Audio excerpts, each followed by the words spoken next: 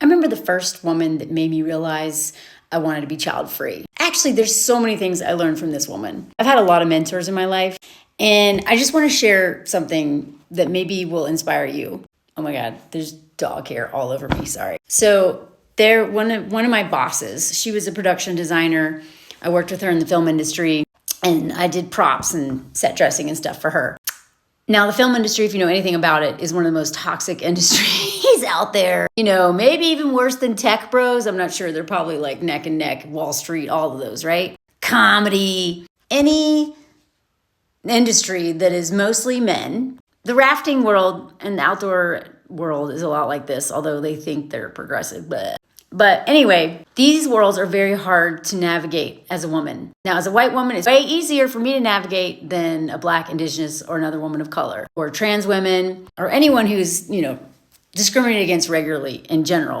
But these boys clubs, man, ugh. And so I had worked with so many toxic women in the film industry. Women who are literally just like men, who, schmegulized men. Like if they were a production coordinator, whatever, or production manager, and they had a bunch of PAs working for them. Some of the way they talked to these guys, I was like, what are you doing? Because they wanted to be like the cool girl, but they were the boss. So they had power, and then they'd make like inappropriate jokes. And again, as somebody, I've written about this for Outside Magazine, I was very toxically masculine, feminist, whatever, like a raft guy, right? Can't beat them, join them, which never actually worked out. And so when I ended up working for this woman, the way she handled herself on set, she was above the line. She was a head of department, right?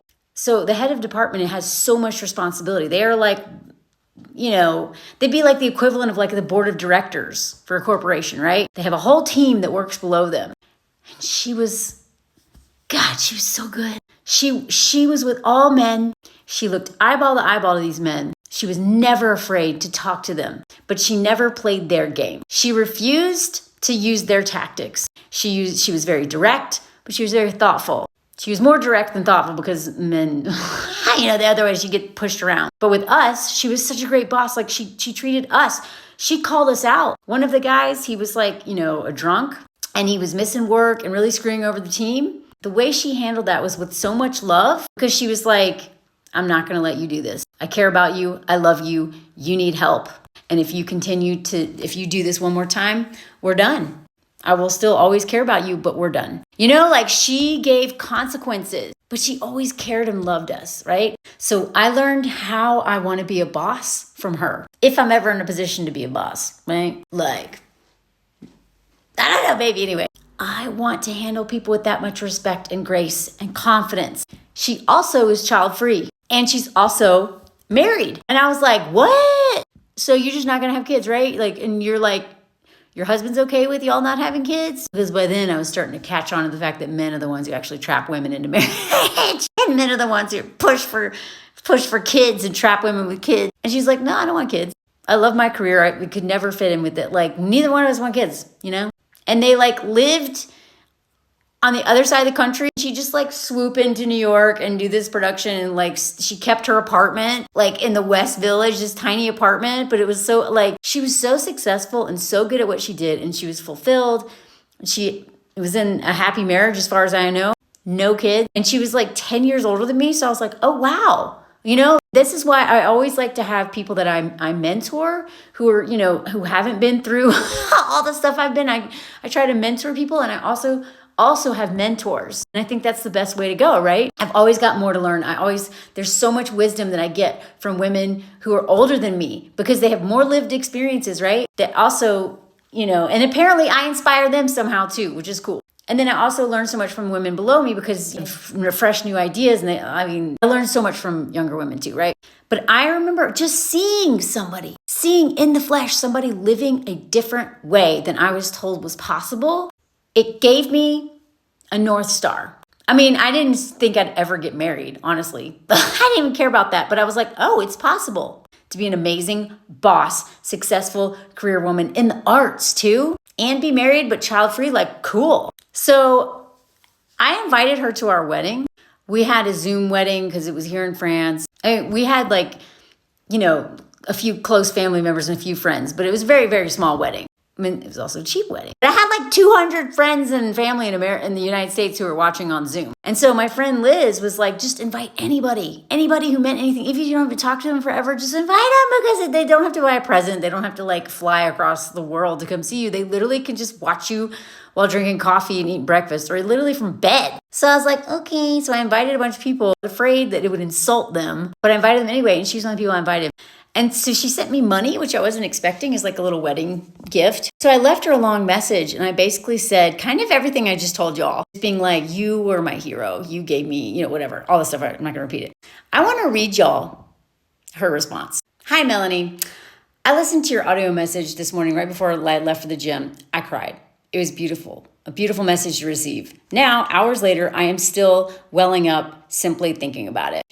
I always wanted to be the woman you described me as in that message. It was my goal and my contribution, I hoped, to making the world better for the next generation of women who would come up after me. So thank you very, very, very much for your words. Hearing them was like being showered with love. It broke me a little, in a good way. And it was magically good timing. Thank you for that.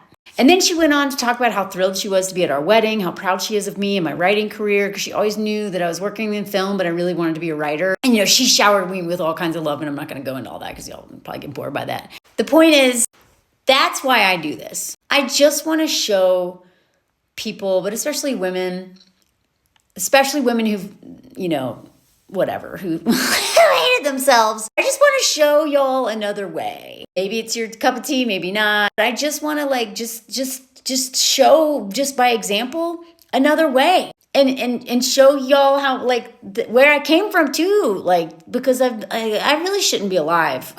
And when I did comedy in New York, they literally would introduce me as we can't believe she's still alive, but Melanie Hamlet, because I was known for just being reckless and crazy and just you get the point.